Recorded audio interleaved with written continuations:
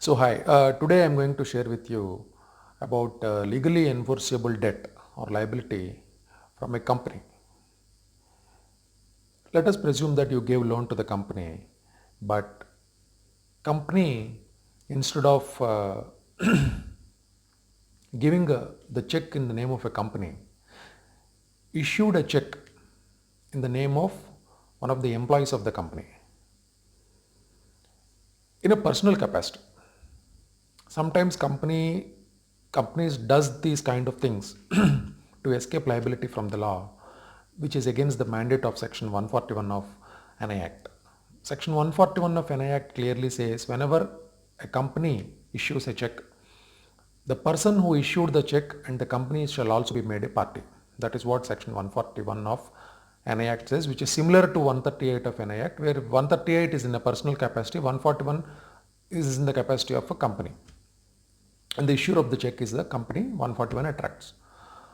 So now, if at all company tries to play games with you to discharge the legally enforceable debt or liability by issuing a check in the personal capacity, that is the savings account of some person of the company. He could be managing director or somebody who is an employee of the company who has a check power. If that person also issues a check, if at all the check is issued in the name of the company for the company, if in the name of the company, there is absolutely no problem. Now here the question is, if the check is issued in a personal capacity from the personal account of the employee of the company, now how can you fix the company? Because you gave payment to the company directly. Now company has to refund the payment. Now company is due. The person who issued the check is not due. The liability exceeded. Because under section 138, what exactly was told by the legislature is the entire debt or a part of debt is liable.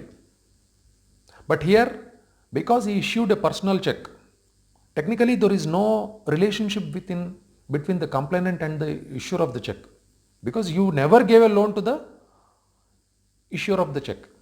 Because he is an employee, it is in a personal account. You cannot establish the liability, the legally enforceable debt or liability between you and as a complainant and the issuer of the check, because issuer of the check issued it in a personal capacity, not in the name of the company.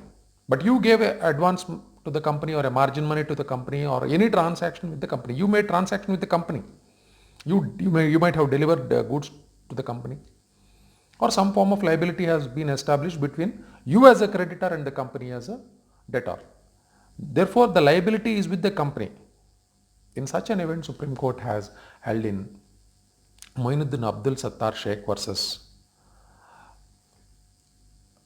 Vijay, Vijay D. Savli on 6th July 2015. Supreme Court rendered a judgment based on these facts, upholding the rights of the complainant and clearly created a law that if the company is not made a party also, the issuer of the check is liable. No doubt issuer of the check is liable, and the liability is established. The beauty of this judgment is, though there is no direct relationship with the issuer of the check, though complainant could not establish the legally enforceable debt with the issuer of the check, the drawer of the check, still the drawer was liable to pay. Here the subtleness of the judgment is to be understood. The liability is with the company. The company was not made a party, and you cannot make the company a party because the check was not issued by the company. The check was issued by the employee of the company in a personal capacity from a savings bank account. In such circumstances, there is no liability of the company as pleaded in the complaint. You cannot. You may plead it as an establishing fact, but you cannot plead it as a concluding fact, because the relationship with the issuer of the check or the drawer of the check is with the complainant.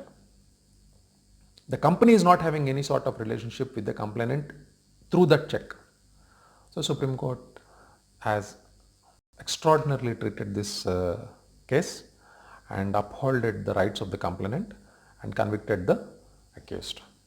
Therefore, if a check is in your hands, if it is given by any employee of the company in a personal capacity, no doubt if an employee issues the check in the name of the company, there is absolutely nothing to say. Company will be anyhow made a party. The liability will be between the company, along with the company, the liability will also be with the issuer of the check or the drawer of the check who has the check power signed to issue the check. But if at all he is giving in a personal capacity, also his responsibility is fixed as per section 138 of NI Act, read with 141 of NI Act. So that is the sum and substance of this judgment. It's an extraordinary judgment where the drawer of the check, the accused, is liable to pay even though he doesn't have any sort of responsibility. The point here you need to understand is the drawer is not having any sort of responsibility with the complainant. They tried to misuse the law that was laid down under the NI Act, and they couldn't escape the law. So if at all there is no relationship between the drawer of the check and the complainant, but the drawer has some links to the debt that is taken by the company, complainant has a case, has a very good case. Thank you. Thanks for your time. Bye bye.